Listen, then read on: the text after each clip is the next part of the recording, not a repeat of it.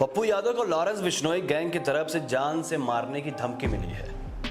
ये कहना है बिहार के पूर्णिया से निर्दलीय सांसद राजेश रंजन का, जिन्हें दुनिया पप्पू यादव के नाम से जानती है।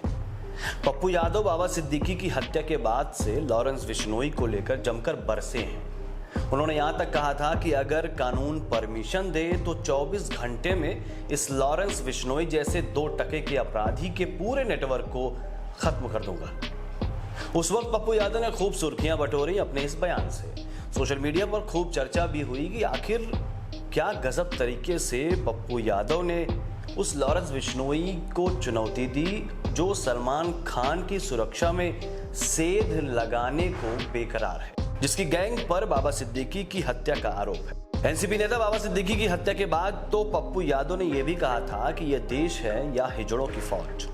एक अपराधी जेल में बैठकर चुनौती देता है और लोगों को मार रहा है और सब मूक दर्शक बने हुए हैं। कभी मूसेवाला, कभी करणी सेना के मुखिया और अब एक उद्योगपति राजनेता को मरवा डाला गया। पप्पू यादव ने यह बयान बाबा सिद्दीकी की हत्या के बाद दिया था। अब ताजा अपडेट यह है कि पप्पू यादव को फोन करके धमकी दी गई है। जानकारी है कि जिसने धमकी दी वो झारखंड की जेल में बंद है। उसने पप्पू यादव को व्हाट्सएप पे कॉल करके धमकी दी। पप्पू यादव ने इसकी शिकायत पुलिस से की है। नमस्कार, मेरा नाम है अर्पिता लोक मिश्रा और आप देख रहे हैं न्यूज़ बुक 24। अब इस मामले में आपको बताते हैं कि आखिर पप्पू यादव को धमकी क्या मिली है, क्या कहा गया है उस कॉल। पप्पू यादव को धमकी देने वाले गैंगस्टर का नाम अमन बताया जा रहा है। अमन के करीबी मयंक ने सोशल मीडिया पर पोस्ट करके पप्पू यादव को धमकी दी है। 26 अक्टूबर को मयंक सिंह नाम के फेसबुक अकाउंट से एक पोस्ट लिखा गया था। इस पोस्ट में लिखा था कि समाचार पत्रों के जरिए जानकारी मिली है कि बीते दिनों बिहार के पूर्णिया से निर्दलीय सांसद पप्पू यादव उर्फ राजेश रंजन ने लॉरेंस बिश्नोई के बारे में उल्टा पुल्टा बयान दिया था। मयंक ने आगे लिखा कि मैं पप्पू यादव को स्पष्ट रूप से कहना चाहता हूं कि तुम औकात में रहो और चुपचाप राजनीति करो। ज्यादा इधर उधर 3-5 करके टीआरपी कमाने के चक्कर में मत पड़ो, वरना रेस्ट इन पीस कर देंगे। ये धमकी एक ऑडियो क्लिप के माध्यम से भी वायरल हो रही है। इस क्लिप में साफ तौर पर पप्पू यादव को धमकी दी जा रही है। पप्पू यादव अब इस मामले को लेकर फिर से सुर्खियों में है। धमकी को लेकर जानकारी सामने आई है कि मयंक सिंह इस समय मलेशिया में है और वहीं से आपराधिक गतिविधियों को अंजाम दे रहा है। वहीं अमन साहू झारखंड की जेल में बंद है और उसका गैंग चलाता है। ऐसा कहा जा रहा है कि जेल में रहते हुए भी उसने जैमर बंद करके पप्पू यादव को व्हाट्सएप कॉल किया था। इस धमकी का एक ऑडियो भी वायरल हो रहा है।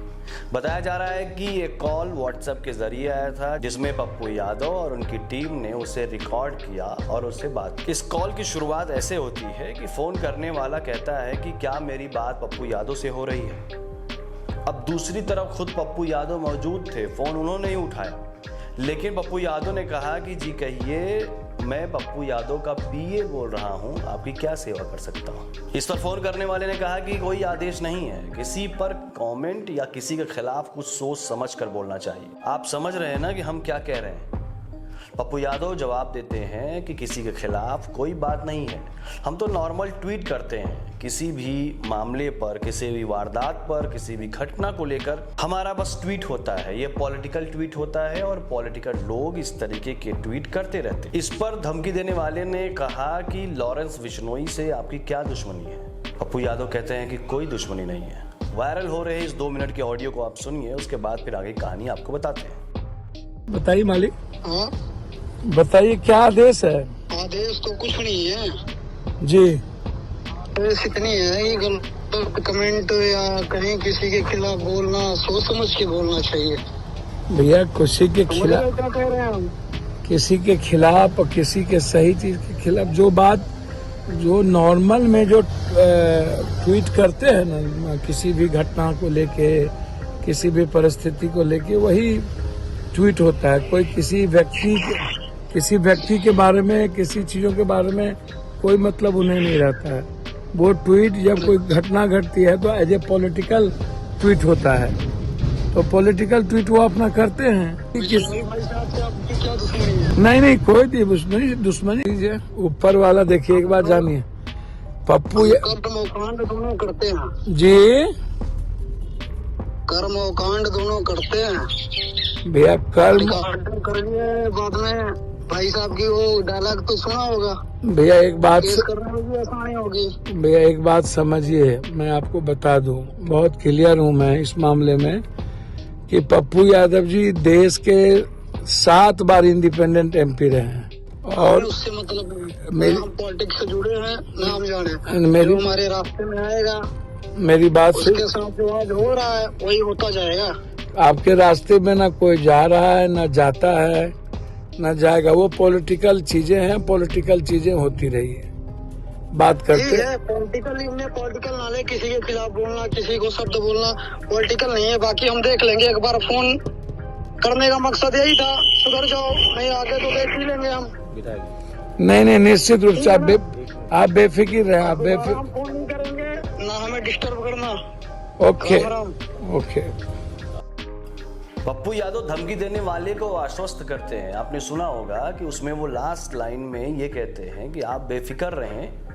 अब इसको लेकर सोशल मीडिया पर कहा जा रहा है कि आखिर कुछ दिन पहले तक पप्पू यादव बाघ का करेजा लेकर ये कह रहे थे कि 2 टके के गैंग नेटवर्क को खत्म कर दूंगा अगर कानून परमिशन दे, और आज जब उस धमकी देने वाले का फोन आया तो धमकी मिलने पर बेफिक्र रहने की बात कह रहे हैं। पप्पू यादव को लेकर सोशल मीडिया पर तमाम तरह की बातें की जा रही हैं, लेकिन फिलहाल पप्पू यादव की बातों को सुनकर कुछ लोग जो कह रहे हैं कि वो डर गए और बड़े ही नरम लहजे में बात कर रहे थे, तो उन्हें यह समझना चाहिए कि पप्पू यादव फोन करने वाले की बातों को रिकॉर्ड भी कर रहे थे।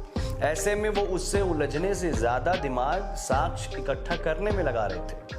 पप्पू यादव ने इस पूरी बातचीत को रिकॉर्ड किया। उन्होंने इस मामले में पूर्णिया रेंज के DIG, SP और DGP से शिकायत की है। फिलहाल इस पूरे मामले पर आप क्या सोचते हैं? क्या लॉरेंस बिश्नोई गैंग से उलझना पप्पू यादव के लिए गलत कदम था? क्या जेल से जिस तरह से लॉरेंस बिश्नोई के नाम पर उसके गैंग के गुर्गे लोगों को धमका रहे हैं वो कानून व्यवस्था को चुनौती नहीं दे रहा है? अपनी राय कमेंट सेक्शन में बताइए। नमस्कार।